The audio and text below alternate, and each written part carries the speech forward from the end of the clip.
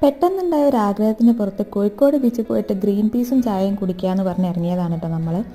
അപ്പം തിരക്കും അതുപോലെ തന്നെ നമ്മൾക്ക് അടുത്തുള്ളതും നോക്കുമ്പം കോഴിക്കോട് ബീച്ചിനേക്കാൾ ബെറ്റർ നമുക്ക് ബട്ടോട് ബീച്ചാണെന്ന് തോന്നിയിട്ട് നമ്മൾ നേരെ വഴി തിരിച്ചു വിട്ട് അങ്ങനെ അവിടെ പോയി ഓരോ ഗ്രീൻ പീസും ചായയൊക്കെ കുടിച്ച് കഴിഞ്ഞപ്പം പിന്നെ നമുക്ക് ഈ എന്താ പറയുക നാരങ്ങയിൽ കായം തേച്ചിട്ടുള്ള സംഭവം ഉണ്ടല്ലോ, അത് കഴിക്കാൻ പൂതിയായിട്ടോ.